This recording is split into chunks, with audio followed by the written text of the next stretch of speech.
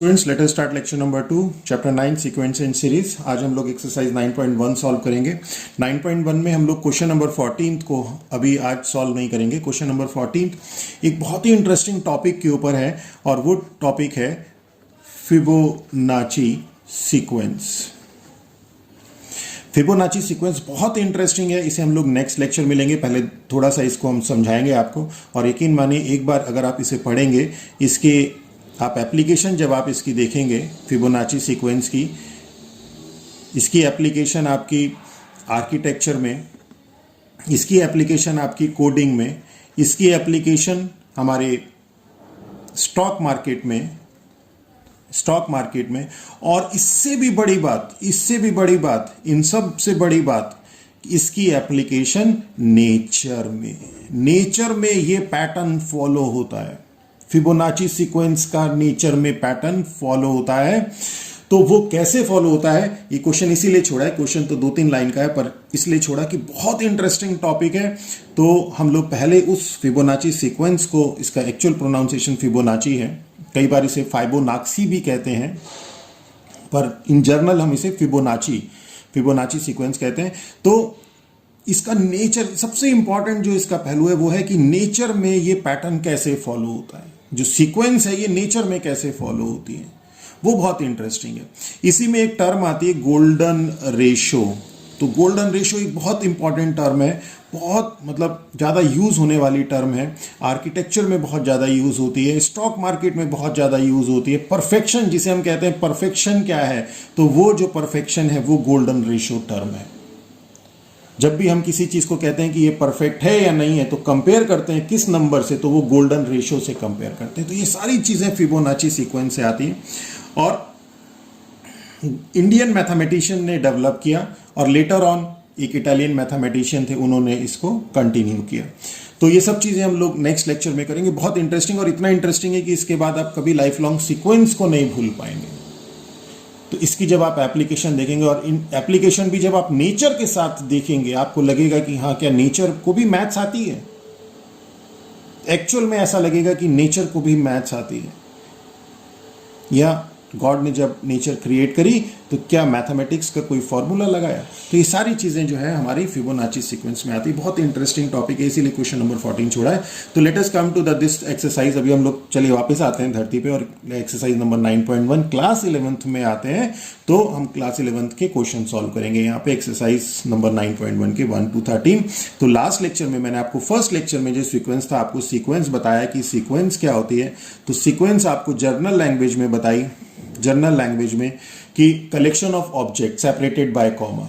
उसके बाद उसका टाइप बताया कि एक टाइप होता है कि जिसमें पैटर्न होता है, एक होता है जिसमें नो पैटर्न होता है, कोई पैटर्न नहीं होता। और इन दोनों को हम, ये तो जर्नल लैंग्वेज में हमने डिफाइन किया था, इन दोनों को डिफाइन करने के लिए मैथमेटिकली हमने जो इसको डिफाइन करने के लिए यूज किया, वो फंक्शन की हेल्प ली। और हमने इसे कहा कि सीक्वेंस क्या है, sequence is a function whose domain is natural number. Okay. और उसके बाद फिर हमने बताया सीरीज। इसी सीक्वेंस से हमारी सीरीज डेवलप हुई कि अगर आपके पास A1, A2, A3 ये सीक्वेंस है, तो A1 plus A2 plus A3 ये आपकी सीरीज आ जाती है, प्लस ये सीरीज आ जाती है, मतलब सम की फॉर्म में लिख देते हैं इसे। और जो ये पैटर्न वाला है, ये जो पैटर्न वाली सीक्वेंस है, इसी को हम प्रोग्रेशन कह देते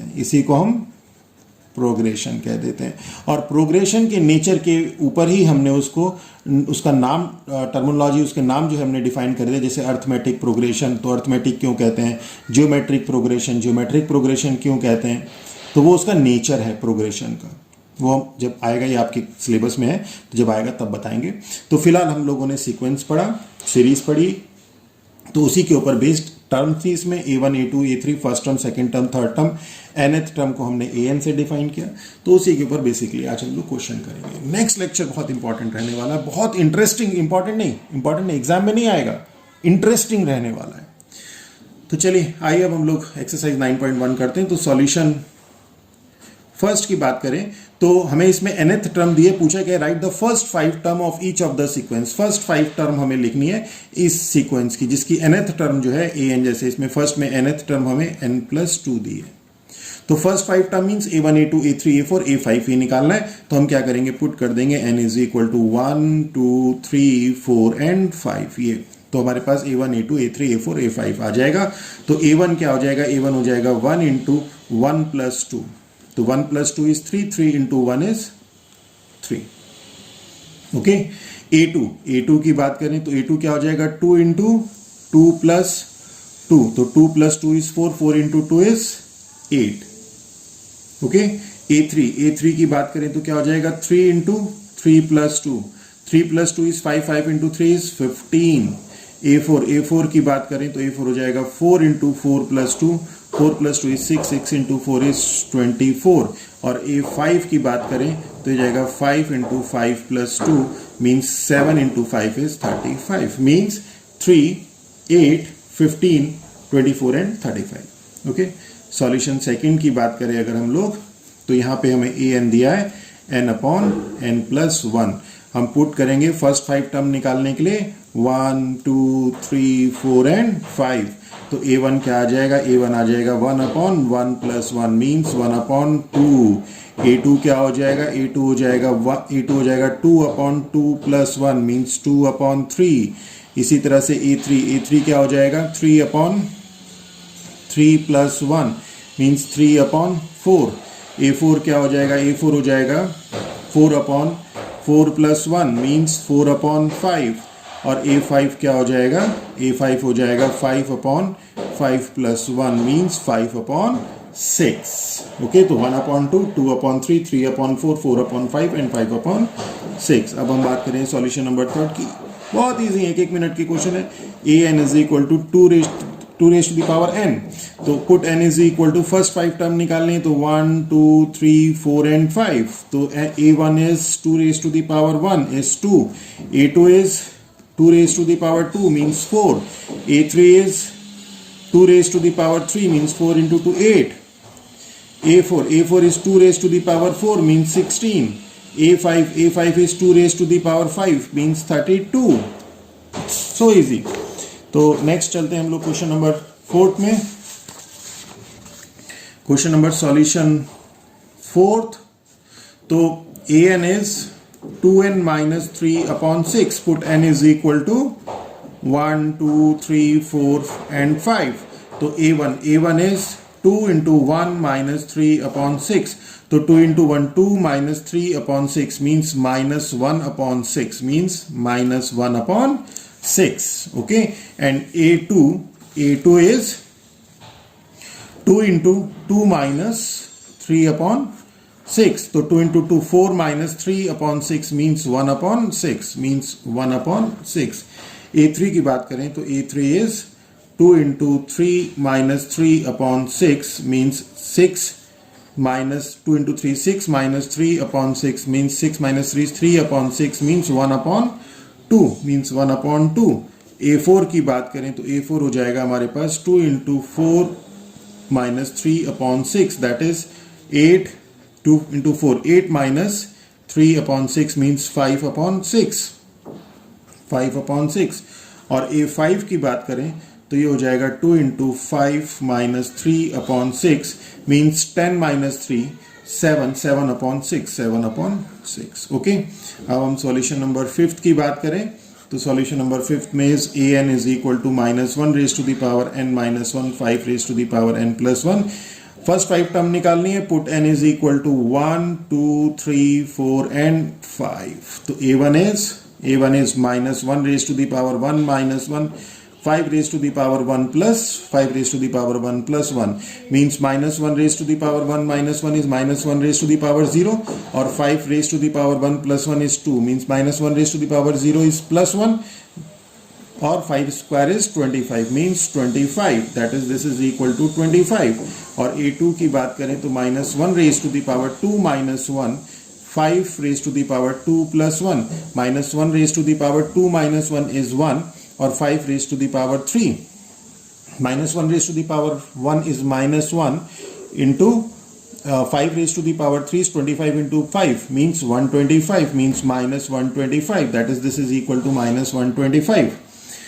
And now this is a3. a3 is minus 1 raised to the power 3 minus 1 5 raised to the power 3 plus 1, तो means minus 1 square 5 raise to the power 4, तो माइनस 1 का स्क्वायर तो प्लस 1 हो जाएगा, और 5 क्यूब तो 5 raise to the power 4, 5 cube तो ये 125 है, इसकी 5 से और मल्टीप्लाई करेंगे तो 625 आ जाएगा, इतना तो हमें पता भी है, तो this is equal to 625. And a4 is minus 1 raise to the power 4 minus 1 5 raised to the power 4 plus 1, तो minus 1 cube 5 raised to the power 5, तो minus 1 cube is minus और 5 raised to the power 4 तो ये है ही, और इसकी एक बार और 5 से मल्टीप्लाई करेंगे तो 5 25 का 5 2 5 2 10 12 2 1 30 और 31 मीन्स माइनस 3125 माइनस 3125. और a5 की बात करें तो minus 1 raise to the power 5 minus 1 5 raise to the power 5 plus 1 means minus 1 raise to the power 4 और 5 रेज टू दी पावर 6, तो ये तो प्लस हो जाएगा, और 5 raise to the power 6 5 raise to the power 5 तो यही, तो 5 5 25 का 5 2 5 2 10 और 2 12 1 5 1 5 और 1 6 और 5 3 15 1 5 6 2 5 और with positive sign means 1 5 6 2 5. Okay, बहुत आसान है. अब हम लोग सॉल्यूशन नंबर 6 की बात करें तो सॉल्यूशन 6 में ए एन हमें इस बार nth टर्म दी है n into n square plus 5 upon 4, तो यहाँ पे हम पुट करेंगे put n is equal to 1 2 3 4 and 5, तो when n is equal to 1 means a1 is equal to 1 into 1 square plus 5 upon 4, that is 1 into 1 square is 1 plus 5 upon 4 means 1 plus 5 6 upon 4 means 3 upon 2, that is this is 3 upon 2. a2 की अगर हम बात करें तो 2 into 2 square plus 5 upon 4, तो 2 into 2 square is 4 4 plus 5 upon 4 तो 4 तो 2, तो this is 9 upon 2, that is this is 9 upon 2. a3 की बात करें तो 3 into 3 square plus 5 upon 4, that is 3 into 3 square is 9 plus 5 upon 4, that is 3 into 9 plus 5 14 upon 4 means 3 into 7 upon 2, 2 2 जा 4 2 7 जा, तो 7 3 जा 21 upon 2, that is this is 21 upon 2. और a4 की बात करें तो 4 into 4 स्क्वायर प्लस 5 अपॉन 4, तो 4 से तो 4 कैंसिल हो जाएगा, 4 4 जा 16 प्लस 5 21.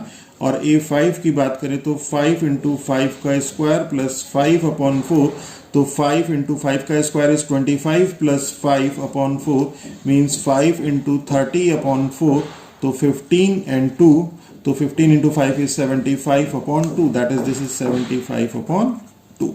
ओके, तो बहुत इजी है, सिंपल कैलकुलेशन है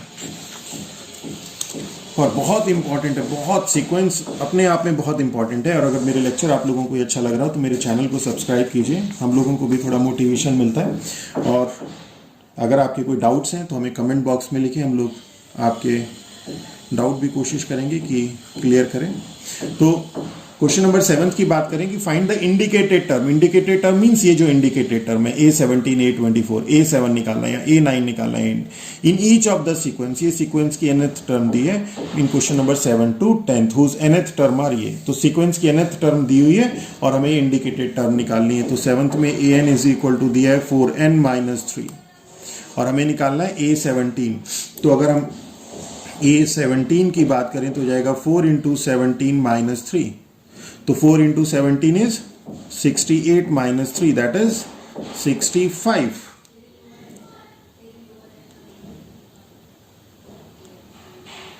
ओके, और नेक्स्ट हमें निकालना है A24. A24 is 4 into 24 minus 3 means 4 into 24 is 96. 96 minus 3 is 93. तो ये आपके पास A17 आ गया और ये A24 आ गया. Simple solution. अगर हम लोग 8 की बात करें तो हमें an दिया है n square upon 2 raise to the power n, तो यहां से हमें A7 निकालना है. तो n की जगह 7 रख दीजिए, तो ये जाएगा 7 square upon 2 raise to the power 7. तो 7 square is 49 upon 2 raise to the power 7 is 2 4 8 16 32 64. 1 2 3 4 5 6 7 है मीन्स 128, तो मीन्स 128. ओके। सॉल्यूशन अगर हम लोग 9th की बात करें तो a n is equal to -1 raise to the power n -1 n cube, और हमें निकालना है A9। तो A9 के लिए -1 रेज टू द पावर 9 -1 और 9 क्यूब, तो -1 raise to the power 9 -1 raise to the power 9 -1 is 8, और 9 क्यूब इज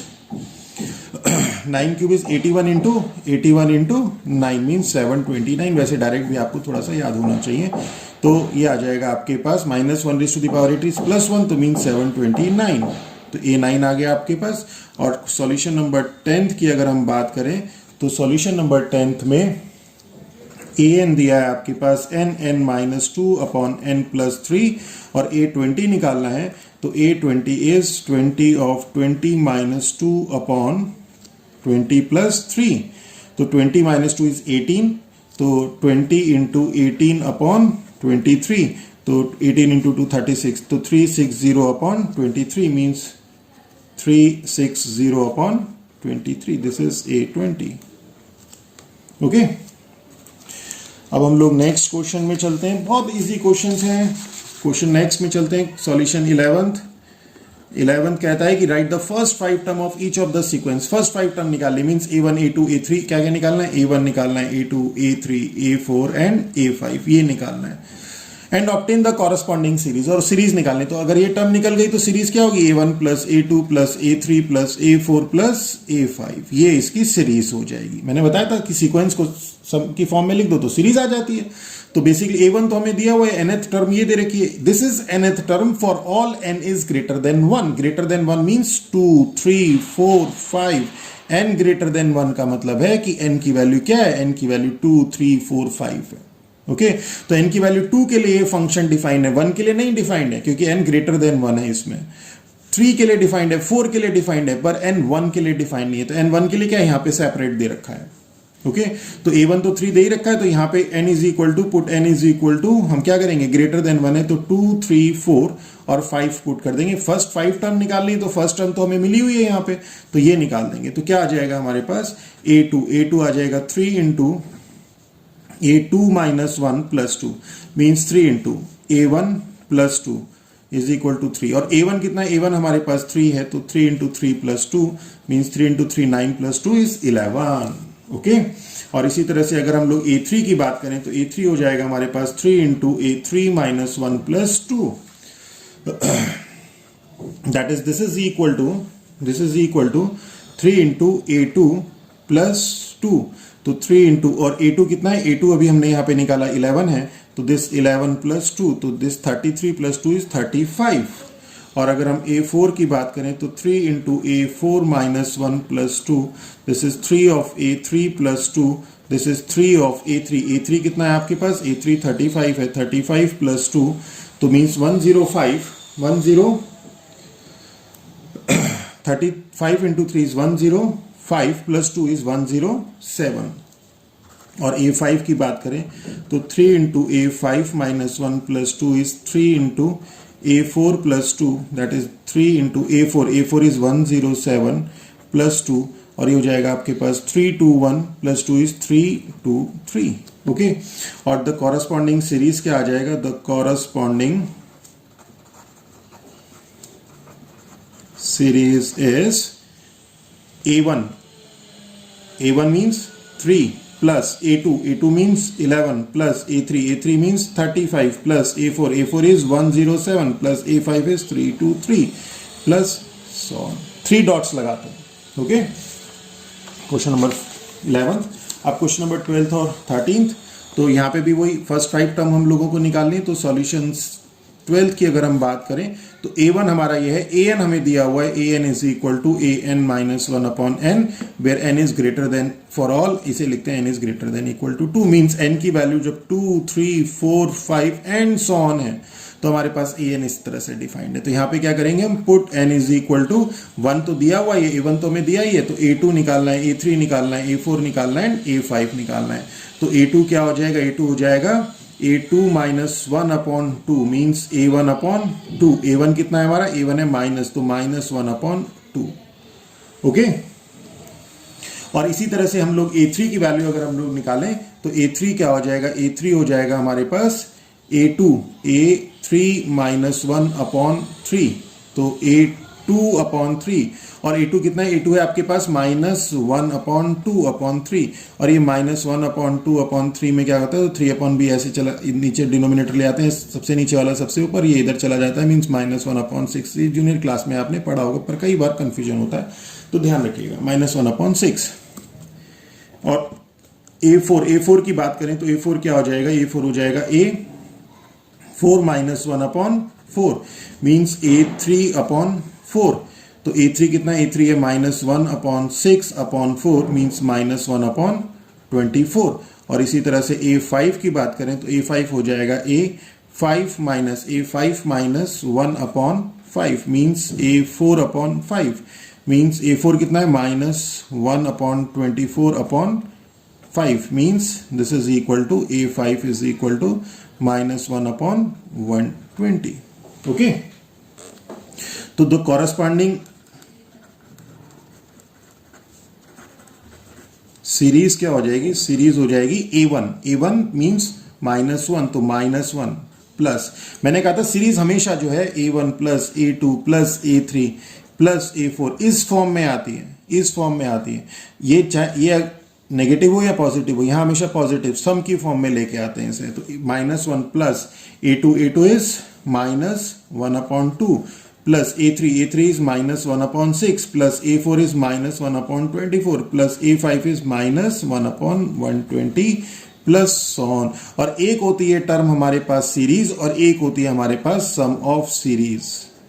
अगर हमारे पास सीक्वेंस है, इसे मैं एग्जांपल से बताता हूं कि अगर हमारे पास सीक्वेंस है 1 2 3 4 5, तो जो सीरीज होगी वो सीरीज होगी 1 plus 2, finite series, finite sequence है, सिर्फ इतनी ही टर्म है इसमें, तो सीरीज इसकी बनेगी 1 प्लस 2 प्लस 3 प्लस 4 प्लस 5। और जो सम ऑफ सीरीज होगी, देखिए दोनों में फर्क कितना है, सीरीज को हम सीक्वेंस की समेशन की फॉर्म में लिखते हैं, और जब हम सम ऑफ सीरीज कहते हैं तो हम इसे ऐड करके लिखते हैं, means this is 5 plus 4 9 plus 3 12 plus 2 14 plus 15। तो ये कभी भी एडिशन की फॉर्म में, इसको 15 नहीं लिखते, पर जब हम सीरीज के सम को कहते हैं तो सम ऑफ सीरीज कहते हैं, तब 15 लिखते हैं।